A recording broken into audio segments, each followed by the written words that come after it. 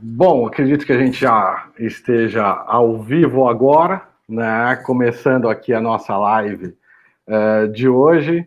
Queria agradecer a presença do Dr. Bauer Bertrand Abreu, presidente da 83ª subseção da OAB de São Paulo. Obrigado, Dr. Bauer, pela presença. Um prazer também recebê-lo e tê-lo aqui conosco para tratar de um tema tão importante quanto o direito tributário nesse momento de pandemia. E uma boa tarde a todos aí que estão nos assistindo aqui, né, Bauer? Fala aí, meu caro. Dr. Rodrigo Ragni, é um prazer estar aqui contigo. Quero agradecer pelo convite, é uma honra também. Quero te parabenizar, dar os cumprimentos por sua coordenação, pelo excelente trabalho frente à Faculdade Peruíbe, à Faculdade Sul Paulista de Itanhaém também, e por essa parceria com as subseções das OABs, tanto da nossa aqui, Itanhaém, Mongaguá e Tariri, e também de Peruíbe, né, sempre buscando aí ter esse contato. Isso para nós é excelente, porque dinamizamos o nosso trabalho, principalmente nesse momento em que estamos aí em isolamento, nessa situação muito difícil. Então, quero aqui desejar uma boa tarde a todos, e parabenizando toda a organização da faculdade. Obrigado, Bauer. Nós agradecemos também a parceria, porque realmente é muito bacana nesse momento de inovações, de coisas novas, né? Já que está uma boa parte em home office, com um sistema novo de trabalho, enfim, de aulas, de tudo, a gente poder também contar com a parceria da OAB de Itanhaém nesse projeto. Tá? Então, obrigado pela tua vinda. É um tema espinhoso, né, cara? É um tema que meus alunos fogem, né? Tem muito advogado que foge disso aqui também, né? Porque o direito tributário tem uma perspectiva diferente do restante dos ramos do direito. Então, vamos começar a falar do direito tributário, né, Bauer? Eu vou fugir, viu, Bauer? Já vou avisar aqui de antemão que eu vou pular aquele grupo de risco, tá? Eu estou aberto, com o chat aberto para as perguntas, né? Então, quem tiver perguntas aí, estiver nos escutando, pode fazer as perguntas. Eu estou com o chat aberto, mas vou pular o grupo de risco. Então, aquela turma que vem, Paula, Cuca, eu vou pular toda essa turma, já te deixo tranquilo com relação a isso. E também a gente vai buscar aqui... Oi. Viu, Rodrigo? Então, eu estava falando até do tema, né? Nós combinamos, aí conversamos a respeito do tema e comecei a ler. Em tão pouco tempo, inúmeras medidas, resoluções, eu comecei a ler, eu falei, nossa, é muita coisa que a gente ouve falar na mídia televisiva, redes sociais, mas o compilado é realmente extenso, em pouco tempo e extenso. E eu estou aqui com você, eu sei que você é um profissional na área tributária, um grande advogado e exímio professor também. E eu estou aí, na verdade, procurando buscar conhecimento. Hoje eu venho contigo aí também aprender um pouco mais. Viu? Pô, que é isso. A gente sempre aprende, não tem jeito, é assim mesmo. Obrigado. E, meu, vou tentar fugir também, vamos tentar fugir, né, Bauer, do juridiquês, né, cara? Porque quando a gente fala assim para um público aberto, vai ter um monte de gente que vai se interessar pelo tema, talvez, mas que não vai querer também que a gente fique falando aquele juridiquês hermético que ninguém entende porra nenhuma. Né? Vamos falar um português claro aqui, né? Mas vamos lá, então eu vou fazer só uma introdução aqui e a gente começa a debater desse monte de normas que surgiram aí durante a pandemia do Covid-19 e que vieram alterar diversas nuances no direito tributário, né? A gente sabe, Bauer, e esse é um grande, talvez, problema que a gente tem no Brasil, é o tamanho da nossa carga tributária, né? No normal, quer dizer, o último dado que a gente tem consolidado pela Receita Federal é de 2018. E esse dado consolidado apontou que a gente tem 33% do PIB como carga tributária, né? Quer dizer, de toda a riqueza que o país gera, 33% vai para o fisco em forma de pagamento de tributos. E dos mais diversos tributos, né? A gente tem aí um universo por baixo de 63 tributos diferentes, eu não estou nem contando as taxas municipais e essas coisas todas. Então, direito tributário, quando falam que a gente nasce pagando tributo e morre pagando tributo, é bem verdade, porque o médico vai recolher o ISS-QN em razão do parto, do serviço prestado, e vai ter o ITCMD lá no final, na sucessão depois da morte, né? Bom, o que acontece? Essa carga tributária imensa realmente traz um transtorno para as empresas, né? Isso, claro, já é difícil essa carga tributária no momento normal, né? Quer dizer, no momento de estabilidade. Coisa que a gente não tem muita, bem verdade, mas vamos lá. No normal é difícil. Imagine em tempos de pandemia, né? Com o governo, a administração pública, na verdade, impondo um isolamento social, na verdade, impondo quarentena, quer dizer, estabelecimentos comerciais que não abrem ou trabalham com capacidade reduzida. A gente teve, você certamente, eu também no escritório, diversos clientes com esse problema. E claro que isso repercute no direito tributário, porque as obrigações tributárias continuam tendo que ser cumpridas e os pagamentos dos tributos também. Só que, em razão dessa pandemia, surgiram aí, como o Bauer bem falou, muitas mudanças, e a gente vai tratar um pouquinho delas durante a live de hoje, naquilo que for possível, dentro desse espaço de tempo que a gente tem, de cerca de 1 hora aí, né, Bauer? Bom, Bauer, vou deixar você começar com essa história. Então, eu ia falar um pouco de planejamento tributário, mas eu vou deixar para o final pelo seguinte, cara. A gente vai ver que, no fundo, essas medidas que a administração pública, né, o fisco vem tomando, na nossa perspectiva, não são suficientes para atender às necessidades das empresas e das pessoas físicas nesse momento de pandemia. Então, Bauer, bola contigo. O que a gente vai falar primeiro hoje aí, cara?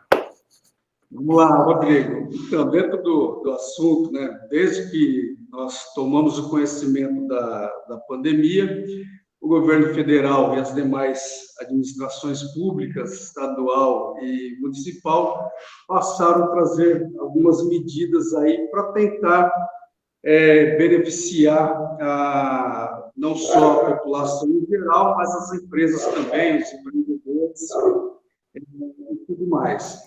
E dentro dessas medidas, nesse momento de tanta dificuldade, momento de muito desespero, onde não se tinha um norte, na verdade, não se tem um norte concreto daquilo que vai acontecer, como será esse futuro, a gente percebe que semanalmente tem falas de que as atividades vão retomar, chega nessa sequência uma nova medida de prorrogando a quarentena, o isolamento. Então, isso também dificulta muito, né, principalmente nós, operadores do direito, de como proceder. E nós acabamos trabalhando com o que tem, que são essas medidas. Então, são várias medidas, e eu fiz a anotação de algumas, assim, eu fiz uma colinha para a gente poder ir falando e fazer esse bola, né? Então, uma das medidas aí, o Comitê de Gestão do Simples Nacional, ele criou a resolução 154 de 2020 e 153 de 2020, estabelecendo a prorrogação de prazos, a moratória para as declarações, né, de tributos federais, incluindo aí os microempresários individuais, né, MEIs, com relação com FINS, FASEP, contribuição patronal previdenciária. Então, aquelas declarações que tinham o prazo de competência em abril, maio e junho foram prorrogadas para outubro, novembro e dezembro. E também, com relação ao ICMS, o ISS, também houve essa prorrogação. Então, aqueles tributos, esses tributos que tiveram incidência março, abril de 2020, com vencimento abril, maio e junho, foram prorrogados para julho, agosto. Acho que está conseguindo ouvir, Rodrigo? Tô ouvindo, sim. Tá.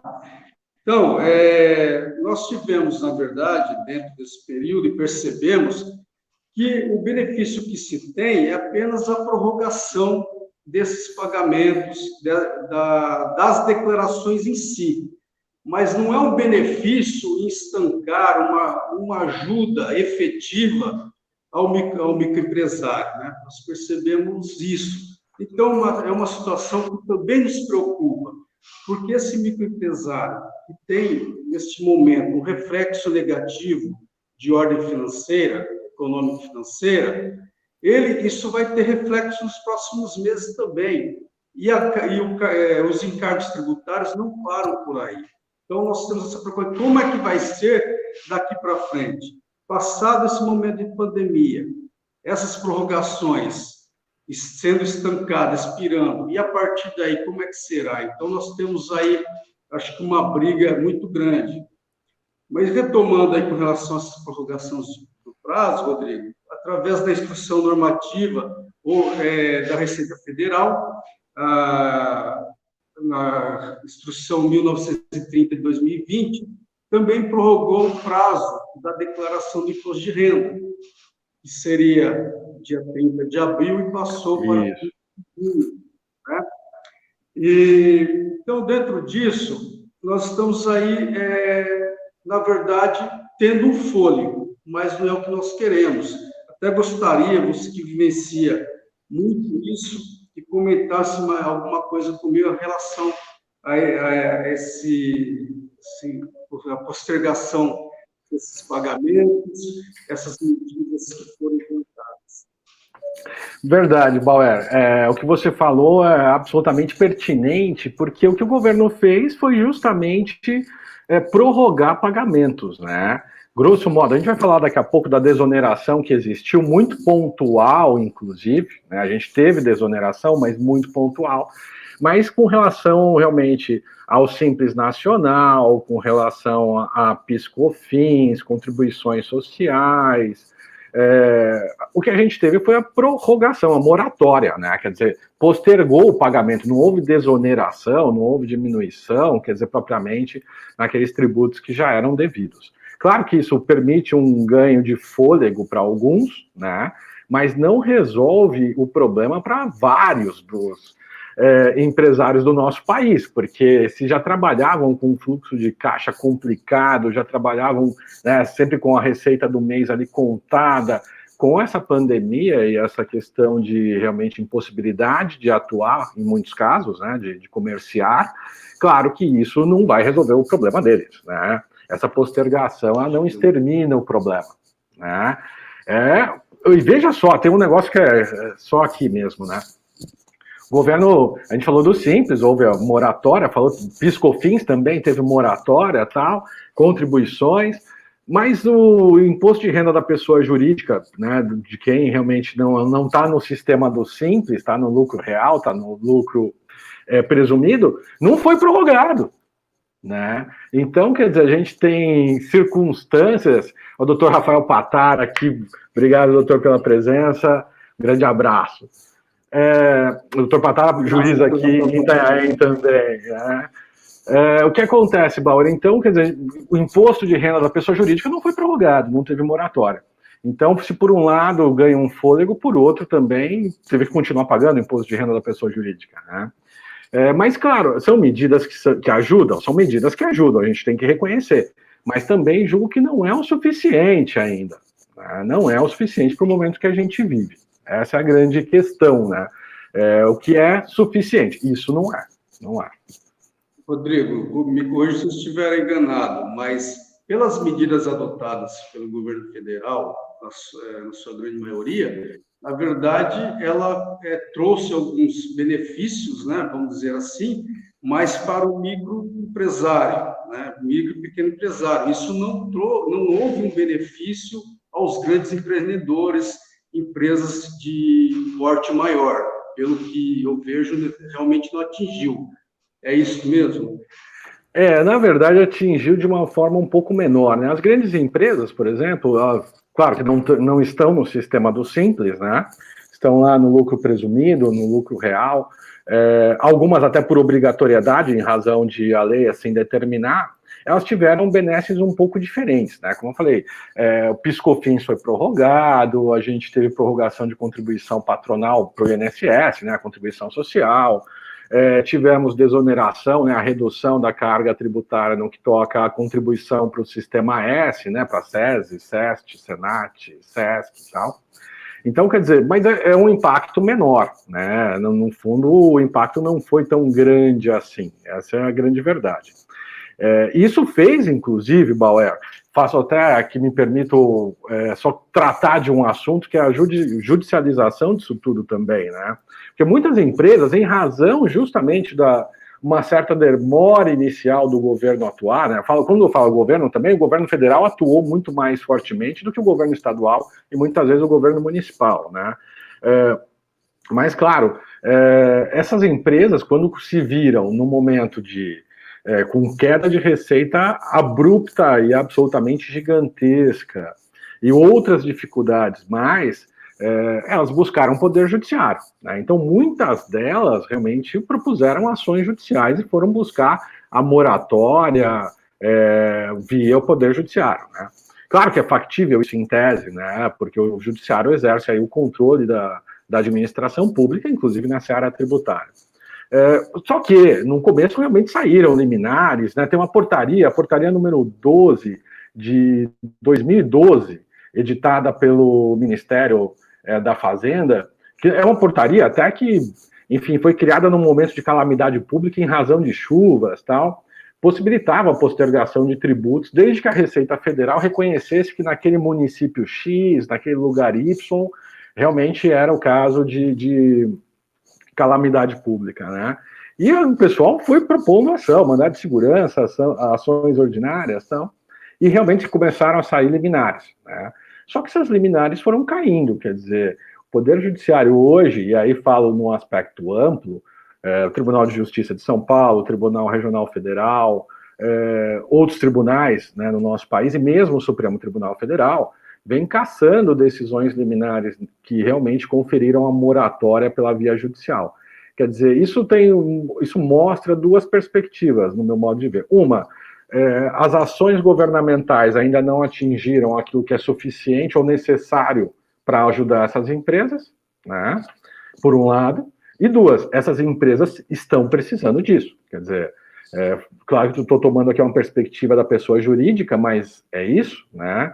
Pessoa física é evidente também, porque muitos perderam emprego, outros tantos que tinham uma atividade informal, né? E vejam, quando eu falei ao início da carga tributária num país de 33%, eu falava desconsiderando aqui sonegação fiscal e a informalidade, porque alguns cálculos, quando a gente joga isso na equação, e se isso fosse tributado, né, a informalidade também, a sonegação fiscal, a gente ia chegar aí a 53% da carga tributária, do PIB, né, de carga tributária.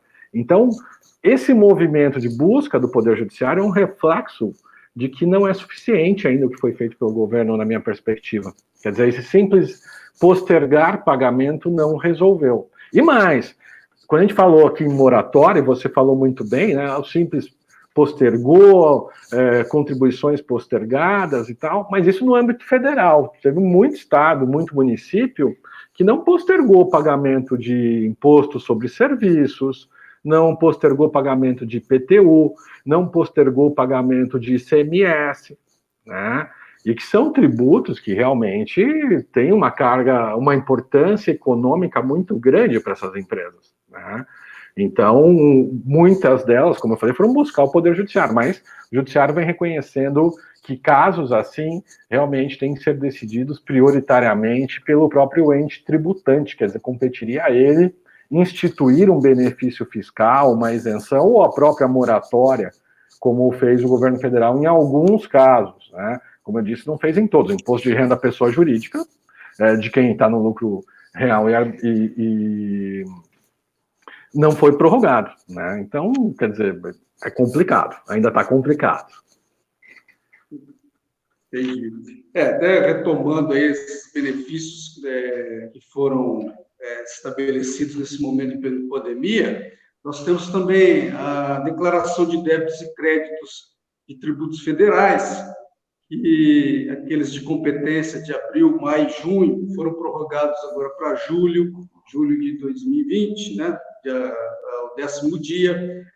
O Fundo de Garantia, através da medida provisória 927 de 2020, também tratou do recolhimento da possibilidade de recolher as contribuições referentes a março, abril, maio de 2020, através de um parcelamento em até 6 vezes, sem encargos nenhum, né?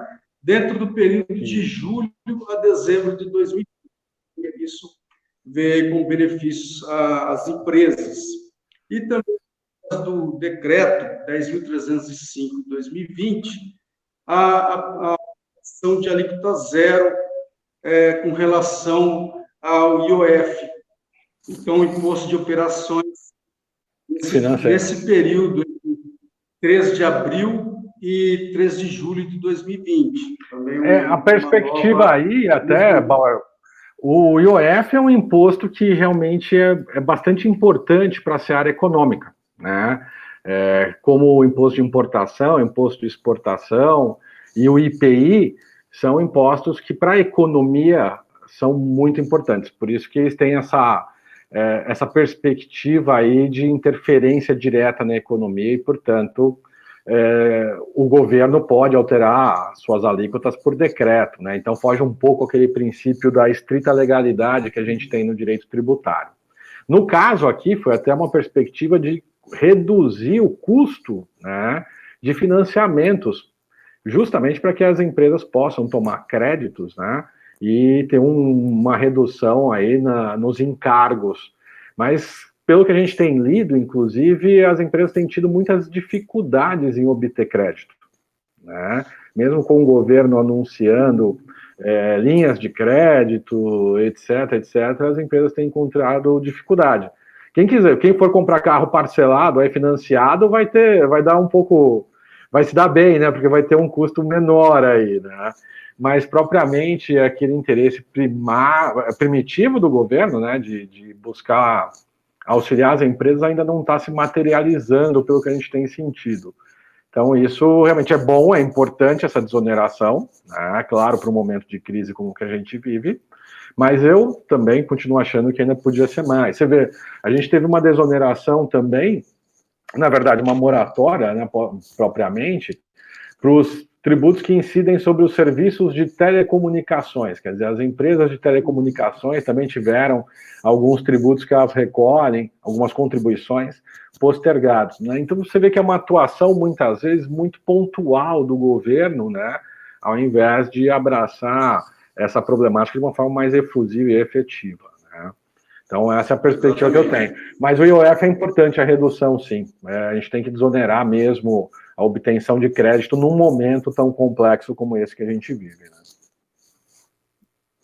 Como bem você falou, inclusive houve a desoneração de insumos, né, para o tratamento do Covid-19, tanto do IPI como de imposto de importação. Isso também trouxe um reflexo para, inclusive, muitas empresas, por conta dessa redução, acabaram por até beneficiar, doar matérias nesses insumos para que pudesse ser encaminhado aí no tratamento do Covid-19, de hospitais e demais estabelecimentos que estão trabalhando nesse sentido.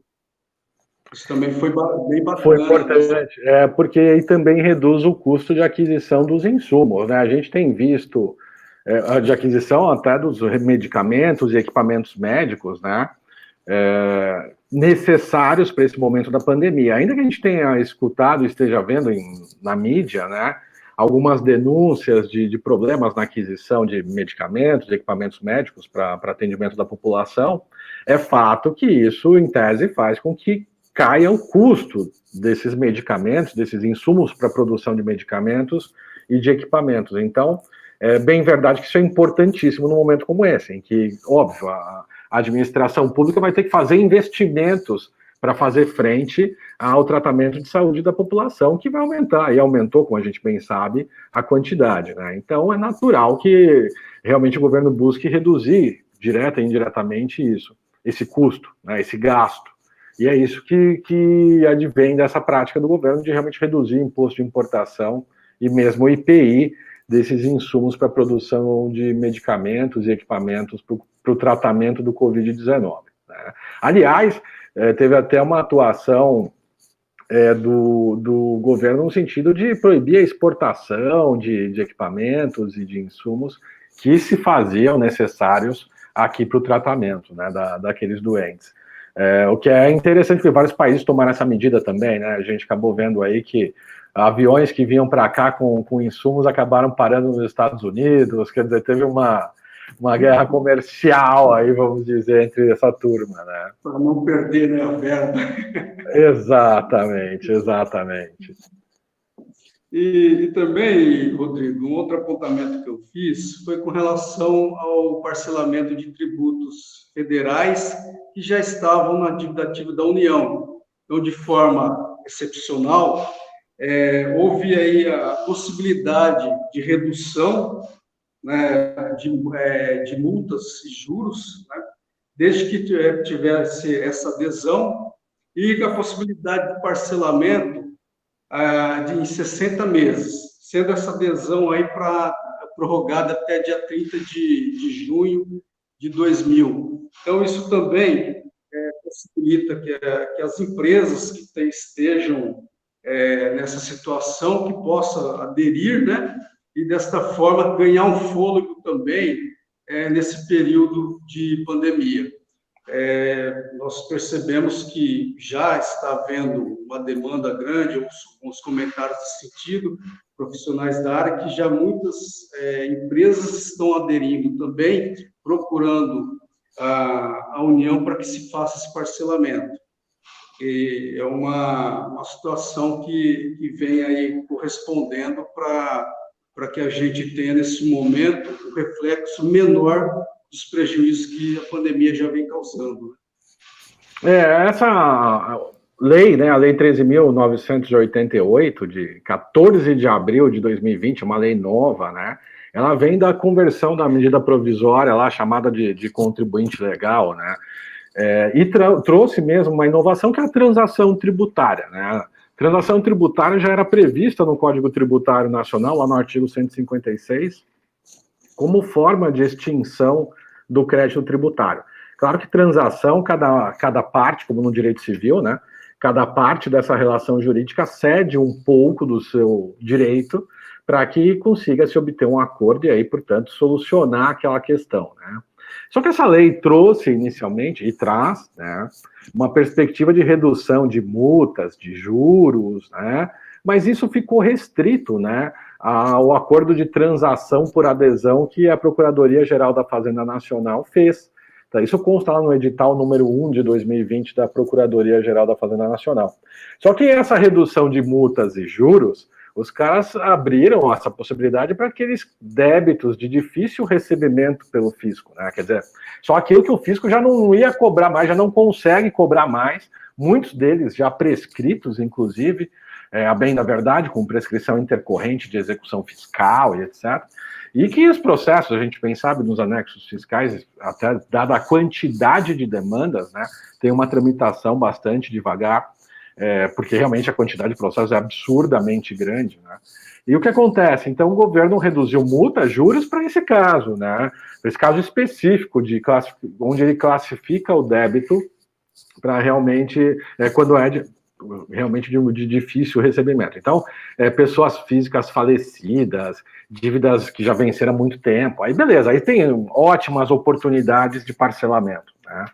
Só que para quem está aqui não se enquadra nesses requisitos, e são requisitos bem, bem fortes realmente, sobrou a transação extraordinária, né? A Procuradoria editou a portaria 9.924 desse ano também, claro, tratando da transação extraordinária. Claro que ela traz coisas boas, né? Você pode parcelar, se for pessoa física, em 142 meses. Quer dizer, pô, olha a quantidade de meses, velho, né? Isso também atende a microempresas, empresas de pequeno porte, mas desde que não inclusas lá no Simples, né? Só que o que acontece? Não tem redução de multa, não tem redução de juros. Claro que o parcelamento já ajuda, né? O parcelamento ordinário pretérito era em 60 meses. Já ajuda você poder parcelar em mais meses, né?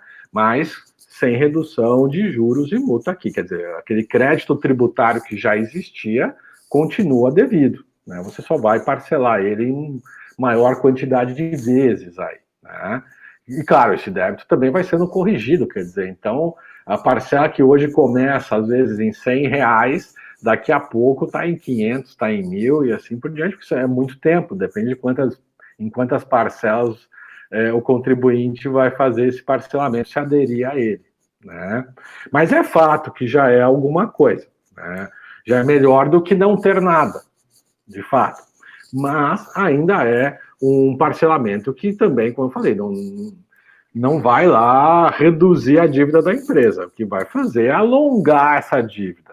O que, em muitos casos, a gente tem que reconhecer é o suficiente para a empresa conseguir respirar, conseguir fazer investimentos e conseguir elevar a sua receita e aí, portanto, retomar a atividade. Que é, em muitos casos, o que justamente está impossibilitado nesse instante, que é continuar a atividade empresarial, né? Então, esse é um ponto importantíssimo, mas vale a pena, cara. Se tiver dívida lá, quem tinha dívida lá pode parcelar, agora perder de vista, né, cara? Tentar fazer o parcelamento, né, Rodrigo? Pois é, e tem que aproveitar até o final do mês, inclusive, né, velho? Porque até agora 30 de junho, a não ser que prorroguem depois, né? Pode acontecer, dependendo aí de uma nova medida de prorrogação desse período de quarentena, com certeza deve haver alguma modificação. E os reflexos disso tudo, né, Rodrigo, não só interferem na situação tributária, mas vem interferindo na relação de trabalho, que também tem reflexo na área tributária. E vem atendendo já, desde que houve a criação da medida provisória 936 de 2020, que é aquele benefício do governo federal, o sentido de possibilitar a suspensão do contrato de trabalho por 60 dias, ou a redução da jornada de trabalho com a redução do salário, né? Então, desde que foi criada essa medida provisória, eu fui consultado muitas vezes, clientes tanto de reclamante, empregado, empregador, para orientar nesse sentido, qual que seria, como se daria isso, quais seriam os reflexos disso, e o que nós estamos verificando. Principalmente o microempresário, que está numa situação difícil, ele tem optado por isso, em em suspender o contrato de trabalho. Muitos têm fechado, não têm feito só com 1 ou 2 ou 3, reduzir o número de funcionários, mas têm fechado realmente o estabelecimento nesse período e fazendo esse acordo com os funcionários, esse contrato, para que fique por pelo menos aí 2 meses, tendo esse benefício do governo federal. E é um benefício de caráter indenizatório, então, também para o empregado, né, não vai ter a incidência tributária, imposto de renda, e também incidência de contribuições previdenciárias. Então, isso também os ajuda muito nesse período aí de suspensão contratual. Mas há uma grande dúvida com relação se isso, vamos dizer, que se prorroga esse tempo de quarentena, essa situação de isolamento, há uma grande dúvida de como vai ser isso. Se vai continuar, vai ter uma prorrogação dessa medida, ou se vai ter uma alteração.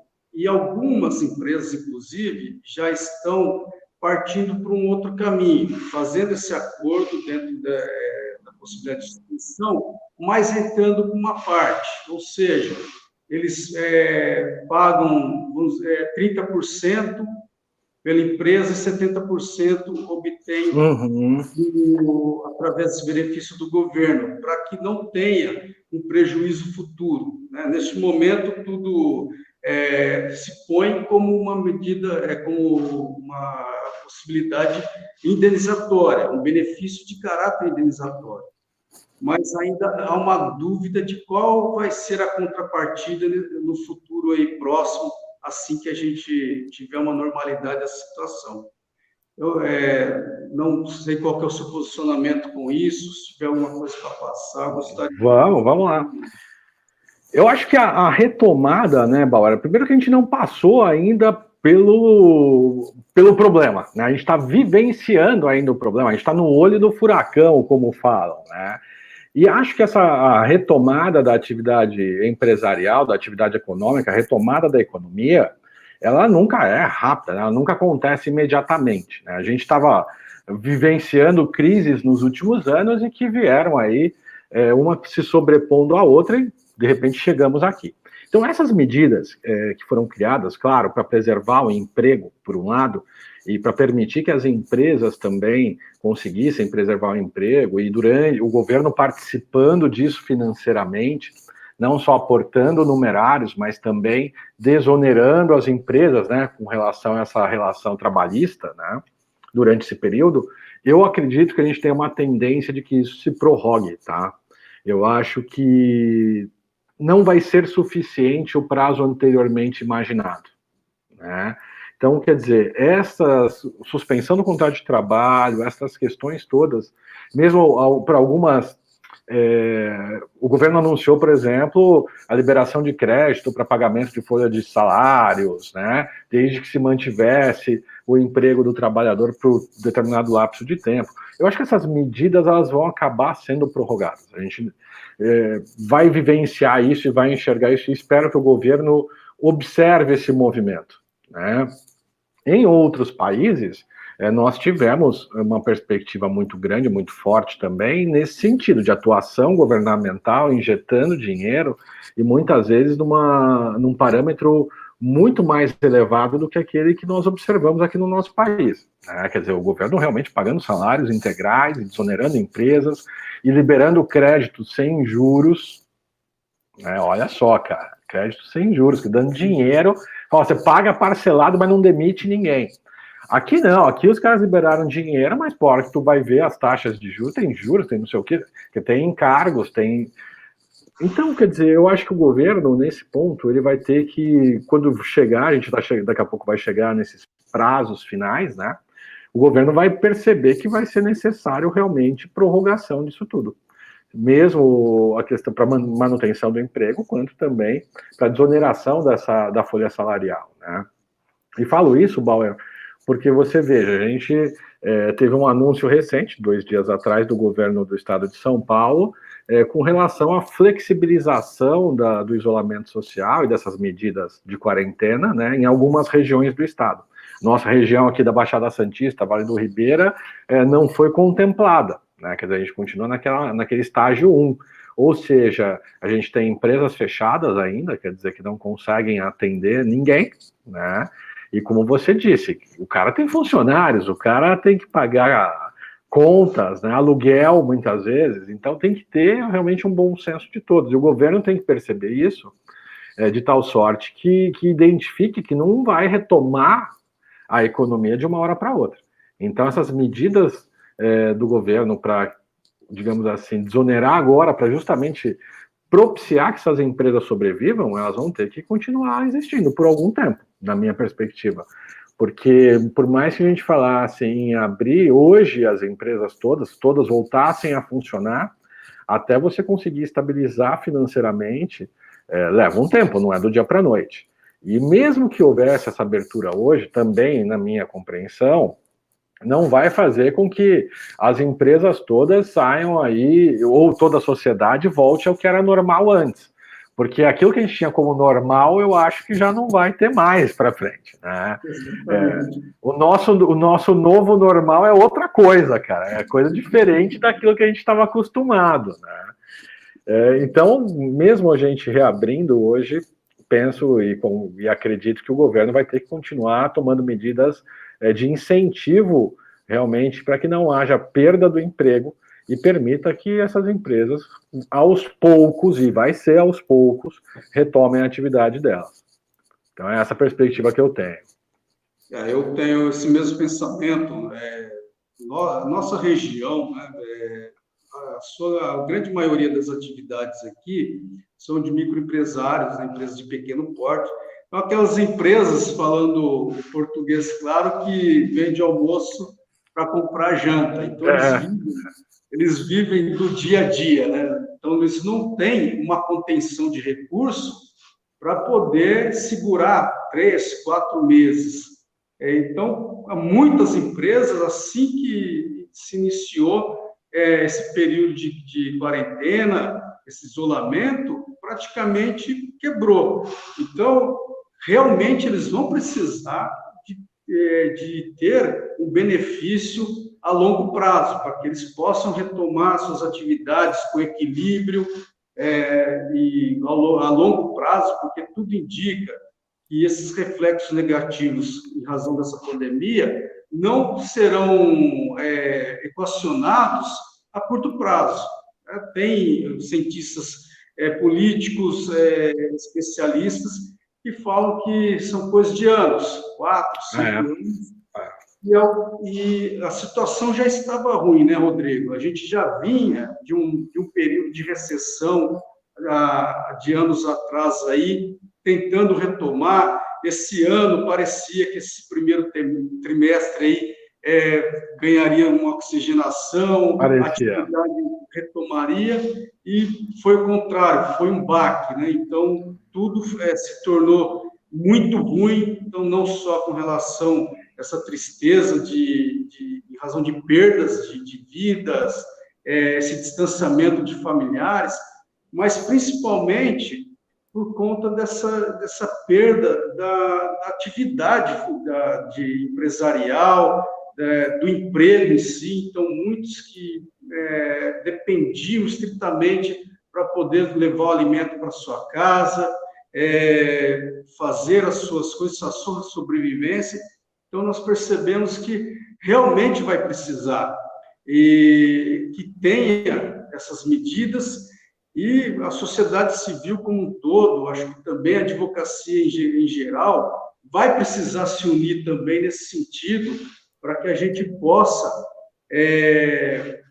levar essa reivindicação ao governo federal, ao estadual, aos nossos municípios aqui, o executivo municipal, legislativo, para que eles também tratem, né, com muita cautela e com um olhar muito humano. É necessário para que as atividades, as pessoas possam ter a esperança, a expectativa de uma retomada. Então, isso tudo tem trazido muita insegurança, muita instabilidade. Então, isso também nos preocupa bastante, viu, Rodrigo? É bem verdade, Bauer. Isso realmente a gente tem que enxergar e ter a percepção de que não vai se solucionar do dia para a noite. Quer dizer, não é porque, vamos supor, amanhã resolveu a questão da disseminação do vírus, que ok, voltou ao normal, tá todo mundo bem, não vai ser assim, cara. Como você bem fez a leitura, a atividade empresarial hoje, na grande maioria dos casos, o cara realmente trabalha ali com um fluxo de caixa absolutamente pequeno, né? O cara espremido ali entre as contas todas e fazendo o negócio dele girar. Então, também penso que essa retomada vai demorar um pouco. Bauer, queria só anotar aqui que você recebeu um grande abraço da doutora Simone Mizomoto, ex-presidente da OAB lá de Iguape. Tá? Um grande abraço para ela, uma grande amiga, viu?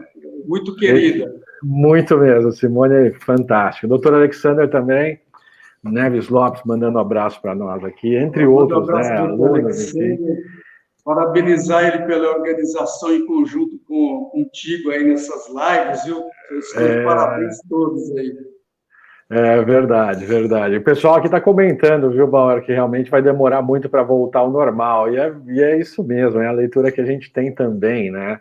Juridicamente, mesmo para nós advogados, também vai ser difícil, porque as demandas que vão surgindo em razão desses eventos todos vão se postergar no tempo, quer dizer, isso tudo vai continuar, né? Então esses debates todos que a gente está travando hoje não cessam agora, né? Eles continuam e se perpetuam por um longo tempo ainda. Então, para nós também a atividade não vem sendo fácil, né? A gente falava um pouco antes da live, justamente isso, né? Esse momento fez com que também nós, advogados, tivéssemos que atuar numa velocidade, numa rapidez e com uma dedicação absurdamente grande, porque as mudanças foram muito, muito impactantes e as necessidades dos nossos clientes também, né? E isso trouxe, certamente, e traz uma perspectiva de que ainda vai perdurar muito tempo essa correria toda, né? Com certeza. Eu quero até aproveitar, Rodrigo, o doutor Rafael Patara, nosso juiz aqui da comarca, está presente, para fazer até uma referência, porque muitas demandas, né, que houveram aqui no judiciário nesse período de pandemia, também tiveram a eficácia, a eficiência por conta de todo o trabalho dos juízes, né, da nossa comarca, doutor Rafael, doutor Paulo, doutora Ellen, doutor Jamil, e dando efetividade à tela pleiteada.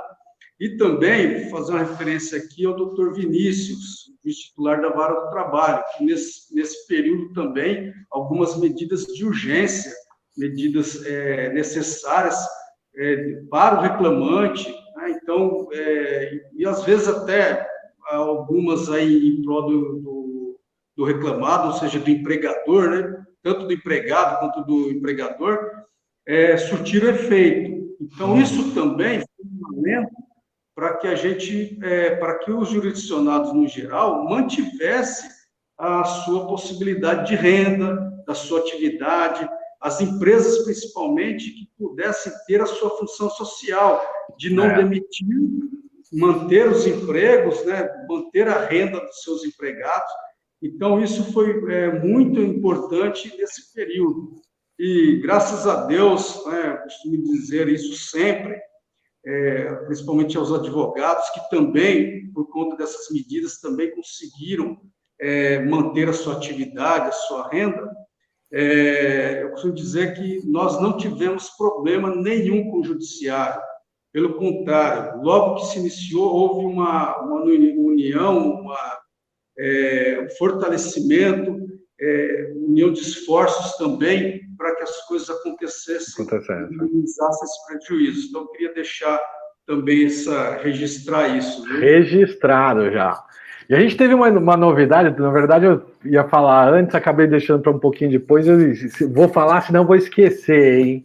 Porque eu gosto de falar, então se deixar eu falo e às vezes passa batido. O que acontece? Bom, a gente teve há 2, 3 dias atrás a aprovação da lei complementar e promulgação, na verdade, 173, né? É importante falar um pouco dela, porque ela trouxe a perspectiva de uma alteração no artigo 65 da Lei de Responsabilidade Fiscal, que, entre outras coisas, permite que... o STF já tinha reconhecido isso incidentalmente, mas permite que diversos dispositivos da Lei de Responsabilidade Fiscal sejam aí afastados nesse momento de pandemia, né, quando reconhecido esse estado de calamidade, que é o que nós temos hoje. E isso, para o direito tributário, é importante, porque aí afasta também o artigo 14 da Lei de Responsabilidade Fiscal, e que fala propriamente de que qualquer benefício fiscal, qualquer isenção tributária, tem que ter aquele consequente equilíbrio financeiro, né? Então, no fundo, essas alterações trazem uma segurança para a administração pública, para o chefe do executivo, primordialmente, né? De que ele pode, sim, conceder benefícios fiscais nesse momento de pandemia. Então, a expectativa, e eu sei que tinham várias autoridades com um receio bastante grande também, porque depois, uma coisa é você fazer isso agora, né? E depois, quando a gente falou do rescaldo disso tudo, de quando se prorroga, se posterga isso no tempo, né, esses debates, daqui a 2, 3 anos, muitas vezes, quando se vai discutir um benefício na análise de contas, lá no Tribunal de Contas do prefeito, né, vai se discutir isso que aconteceu agora, a perspectiva é outra, muitas vezes, né, porque já se ultrapassou aquele momento em que realmente a gente sofreu, né. Então, essa Lei Complementar 173, ela realmente traz uma segurança muito maior para a administração pública e para as autoridades administrativas no que toca à concessão de benefícios fiscais, isenções tributárias neste momento de pandemia. Então, eu acredito que a lei é recente, tem parcos dias, né? Eu acredito que em breve nós teremos novidades nessa área também de isenção e benefícios fiscais, principalmente no âmbito municipal e no âmbito estadual. Nós já tivemos algumas pontualmente, tem municípios que realmente fizeram moratória, tem municípios que fizeram, até isentaram tributos, mas não numa perspectiva ainda grande, e acho que isso tem uma tendência de vir a acontecer. Claro que a gente tem que lembrar também que a administração pública depende da arrecadação tributária porque é a maior fonte de receita dela, né? E ela tem gastos nesse momento que são absolutamente grandes.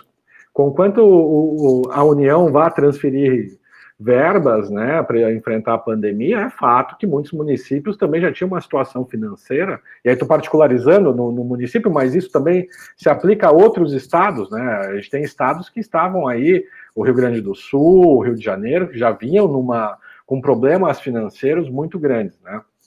Então, se a maior fonte de receita é a arrecadação tributária também, e conquanto eu acho que vai existir, sim, uma inovação nesse sentido, principalmente na órbita estadual e municipal, é fato que não tem milagre aí, né? Porque a administração pública vai ter que gastar para fazer frente a isso, né?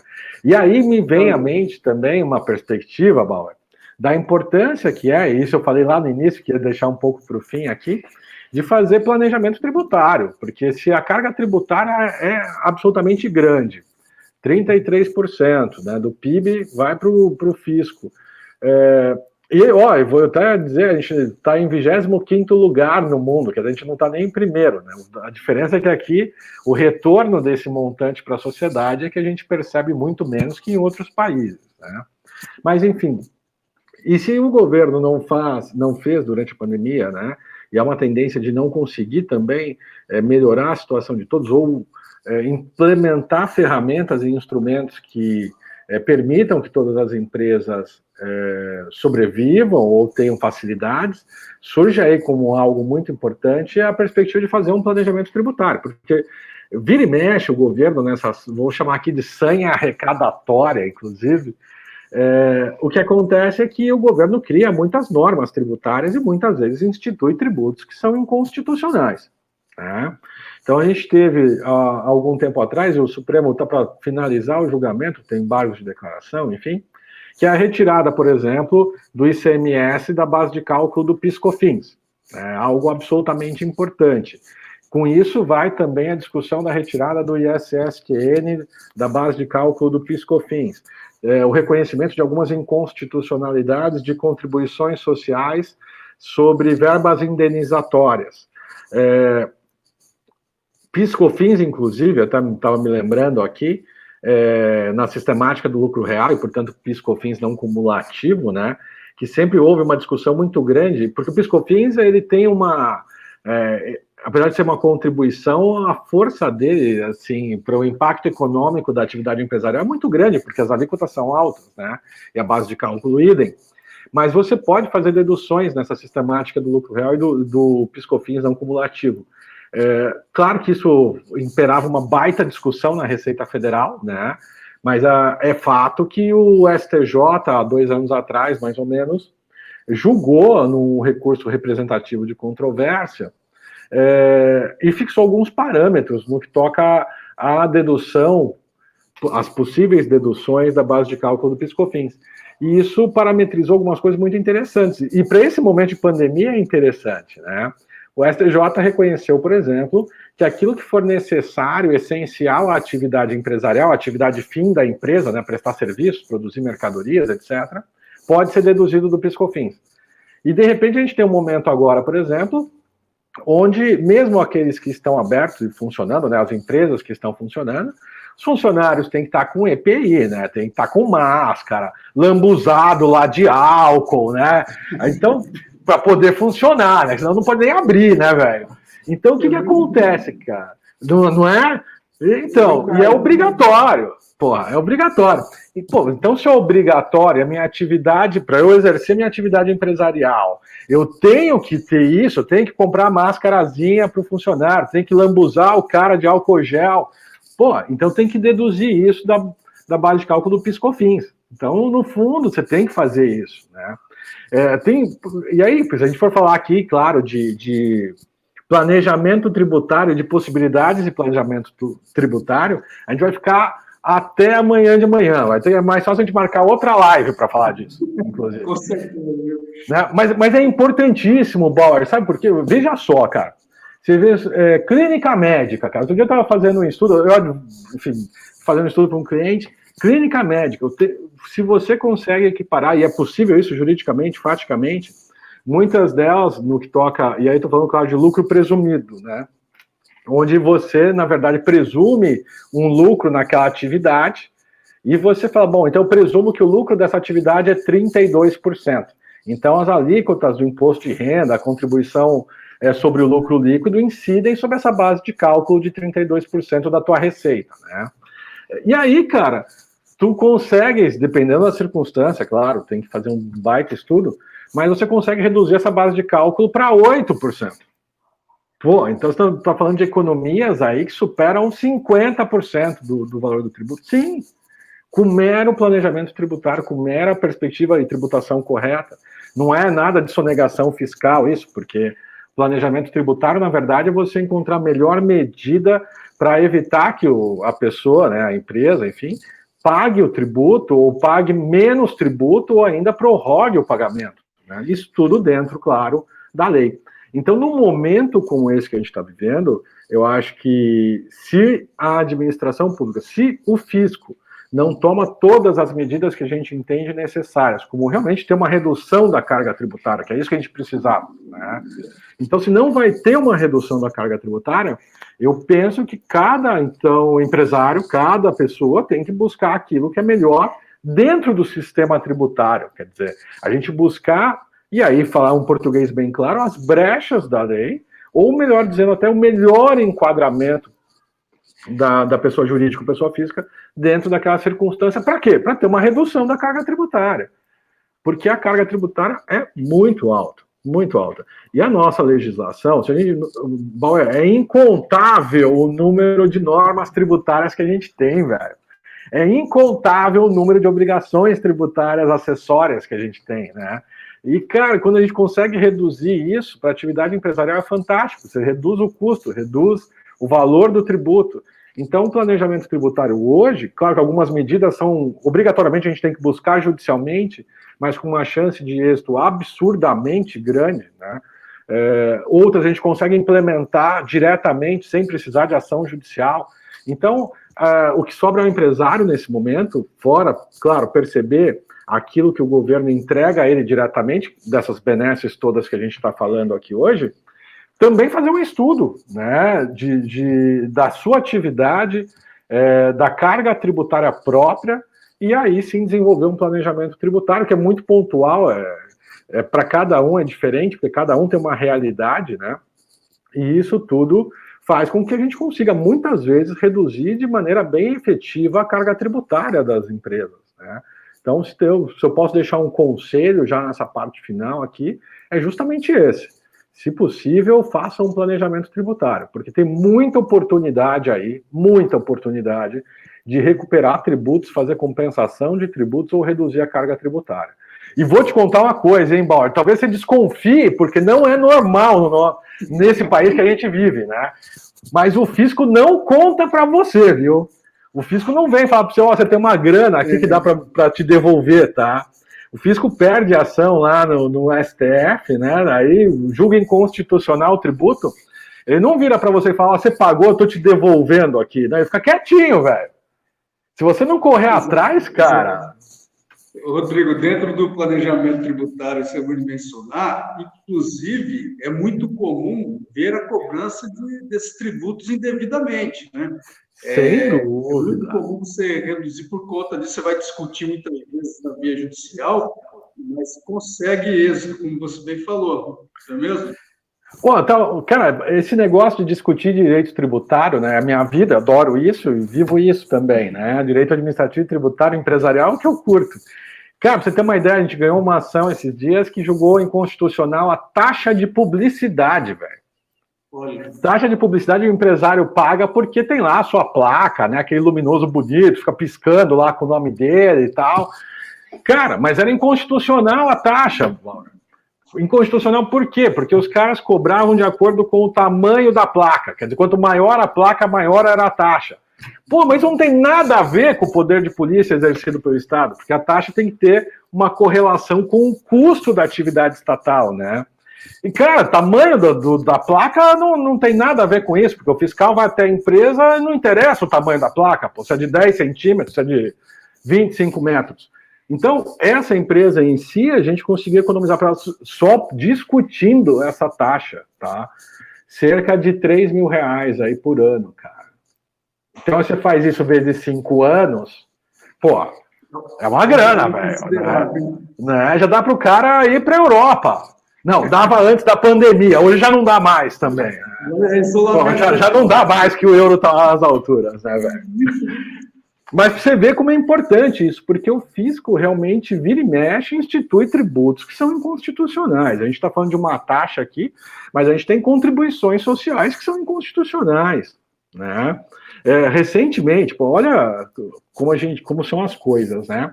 Em 2012, Bauer, 2012, hein? Eu impugnei um lançamento contra um cliente meu. O lançamento tributário era de R$120 mil, mais ou menos.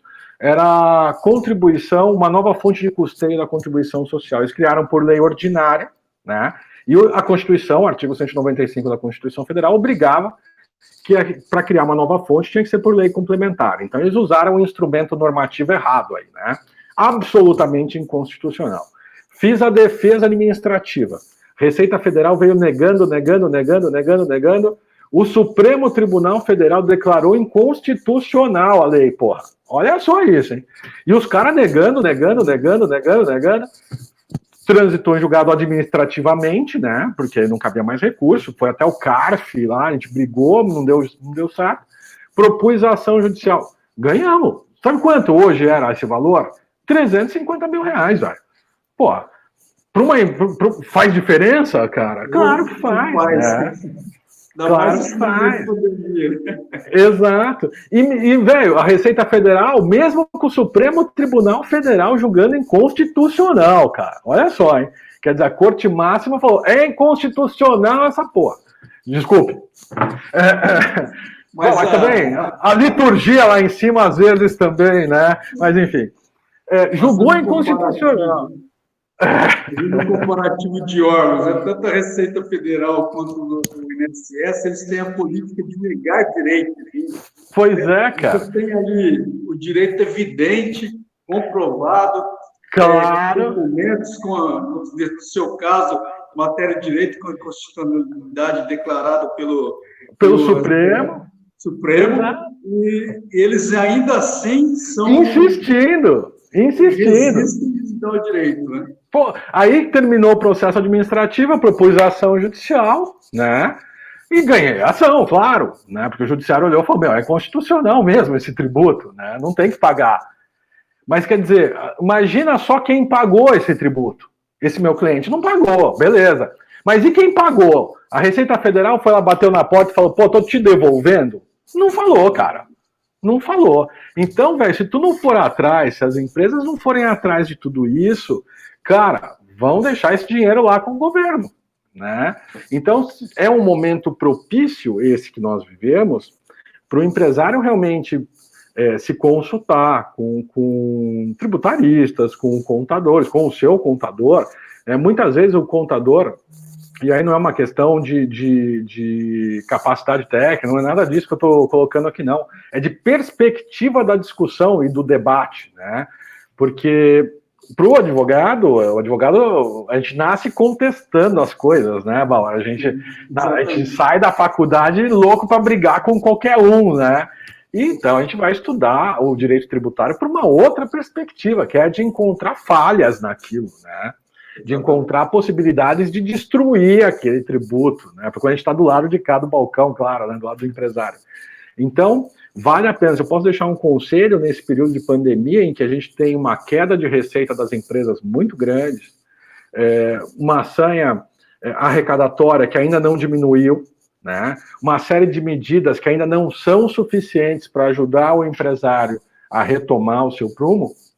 Então, eu acho que importa mesmo que as empresas procurem profissionais que conheçam esses assuntos e tratem deles, porque tem benefícios aí tributários para serem buscados, tem como reduzir a carga tributária muitas vezes, e principalmente, em muitas circunstâncias, dá para ir lá buscar e trazer de volta esse dinheiro. Né? E aí sim deixar de pagar as coisas, esses tributos, né, cara? Enfim, é isso. Pô, Bauer, já estamos aqui já deu 1 hora aqui para nós, hein? Pessoal, não sei se tem alguma... O pessoal que está nos assistindo, né? Não sei se tem alguma dúvida aí. Se tiverem, postem, por favor, para a gente também já ir para a linha final aqui. Bauer, que mais, cara? Que mais temos aí, meu caro?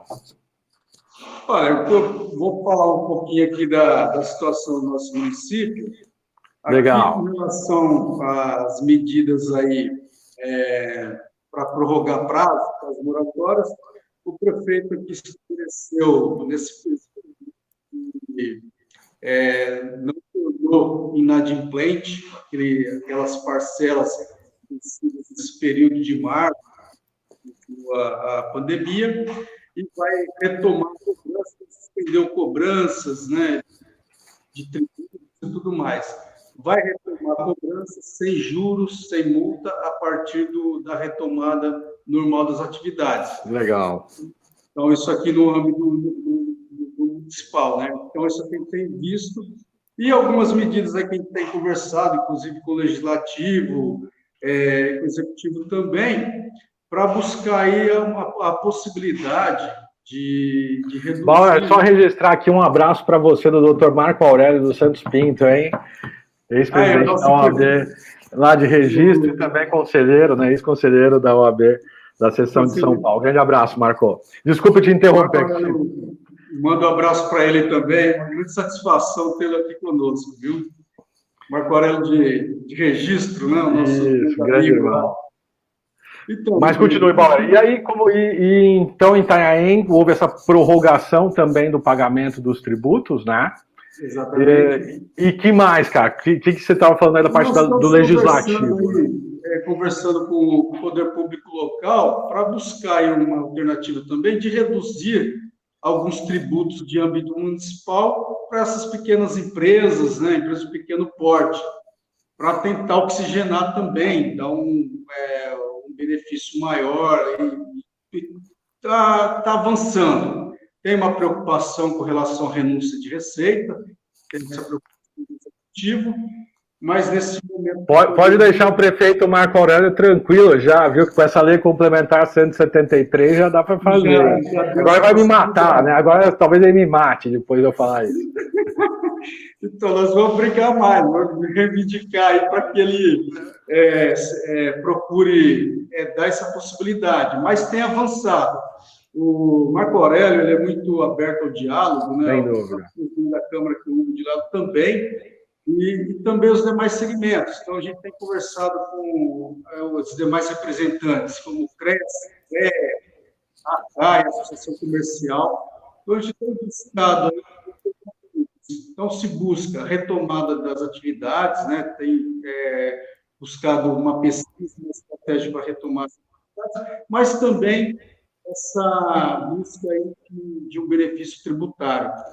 Para que no futuro a gente consiga isso. Nem sempre é fácil, inclusive, né? Aliás, eu estou vendo aqui o doutor Wilson, vereador de Itanhaém, está aqui também conosco. Wilson, nosso colega. Grande abraço, Wilson. Já deve estar me xingando também depois dessa fala que eu fiz aqui, junto com o Marco, né? Mas, brincando, é muito difícil. Na verdade, o governo e o fisco como um todo, né? A gente fala, claro, pelo lado do empresário, falamos pelo lado do empresário aqui, mas pelo lado também do órgão público, principalmente dos municípios, é muito difícil, não é fácil não, viu, Bauer? Eu falo porque conheço os dois lados do balcão, claro. para o município, ao longo dos últimos anos, né, muitas obrigações que antes eram custeadas pelo Estado e pela União vieram sendo empurradas paulatinamente para os municípios, né? A gente tem programa de saúde da família, a questão de custeio da educação, então muitas coisas foram sendo criadas, programas, etc., mas a grana, na verdade, quem acabava pondo era o município, e muitas vezes é isso que acontece hoje em dia. Então, por isso que a gente vê muitos municípios com severas dificuldades financeiras, porque realmente quem tem as maiores fontes de receitas tributárias são a União e os estados, né? Mas a partir do momento que o município começa a assumir mais obrigações e tem que custear essas obrigações, claro que se você já tem pouca receita, recebe poucas receitas diretas e também indiretas, natural que você também esteja ali com equilíbrio muito tênue, né? Então, por isso que a gente tem visto municípios com severas dificuldades financeiras. E aí sim, claro, o município também tem que ter gastos, também o chefe do executivo e, claro, o legislativo municipal tem que acompanhar tudo isso, tem que realizar os gastos, realizar os investimentos. A cidade precisa daquilo. E você não tem receita, você já está com a tua receita ali muito ligada ao que você realmente realiza de despesa, natural que você tenha uma severa dificuldade em conceder benefícios fiscais e tributários, porque aí você está contando os centavos. E qualquer centavo que falte realmente por exemplo, um medicamento que você deixa de comprar, por exemplo, uma rua que você deixa de asfaltar, ou muitas vezes o saneamento básico de determinada localidade que você deixa de atender. Então, não é fácil, é muito, muito, muito difícil, cara, muito difícil. Hoje eu brinco, as pessoas às vezes me perguntavam, pô, Rodrigo, você não tem vontade de ser prefeito, se candidatar a alguma coisa? Eu falo, não quero, velho, porque é complicadíssimo, complicadíssimo. Então a gente sabe que os gestores municipais hoje, principalmente, estão passando por severas dificuldades, e estão se virando para poder atender também a população nesse momento pelo qual a gente está passando. Então, quero aqui deixar o meu abraço a todos eles e realmente torcer para que dê tudo certo, né? Mas não é fácil, Bauer, não é fácil. A gente tem esse sentimento também, né? Percebe que normalmente o gestor público ele sai mais envelhecido de cabelo branco, porque não só por conta das cobranças da gestão, né, que é natural, mas essa responsabilidade fiscal ela vem endurecendo cada vez mais. Então, realmente, eles têm que ser muito comedidos, procurar ter essa segurança e tomar qualquer medida nesse sentido. A gente percebe muito isso nos diálogos, nas conversas. Então, toda medida que, de repente, é reivindicada, não, vamos passar pelo jurídico, vamos pesquisar, vamos ver o que está acontecendo. Então, realmente, é uma preocupação muito grande. É verdade, cara. Não é fácil, não é fácil. Bom, meu caro, quer fazer uma fala final aí, tocar em algum assunto? Rodrigo, eu vou fazer uma consideração final, agradecer mais uma vez esse gentil convite, essa parceria conosco, com a advocacia, com a nossa subseção aqui, agradecer pela matéria, pela oportunidade de falar. Como eu disse no começo, conheço bem o básico na matéria do meu dia a dia, mas tenho acompanhado algumas questões aí, por isso que até me aventurei, aceitei esse convite e falar contigo que conhece muito do assunto, já o conhecia há muitos anos, né, e sei da sua competência, do seu comprometimento com a advocacia tributária. Então, fico muito honrado mesmo e feliz de estar participando contigo hoje desta live, ter a oportunidade de não só falar, posicionar, mas aprender um pouco mais. E, mais uma vez, parabenizar a sua coordenação junto à Faculdade Peruíbe, faculdade aqui de Itanhaém também, que vocês são gestores, e desejar um grande abraço para os nossos amigos, os que estiveram aí presentes, todos os alunos, e desejar que esse momento de dificuldade ele seja curto, que nos próximos dias venham dias melhores e que a gente possa retomar as nossas atividades, a nossa vida de forma normal, como tem que ser. E desejar a você, mais uma vez, um grande abraço, uma excelente noite, excelente final de semana, Rodrigo. Muito obrigado pela oportunidade. Bauer, a Faculdade Peruíbe e a FASUP que agradecem a você e a OAB de Itanhaém, tanto quanto agradecemos também o Dr. Hélio aqui da OAB Peruíbe pela parceria e a disposição de sempre estar conosco, participando desses projetos, como a da live de hoje e das demais aulas virtuais que a gente tem feito, né?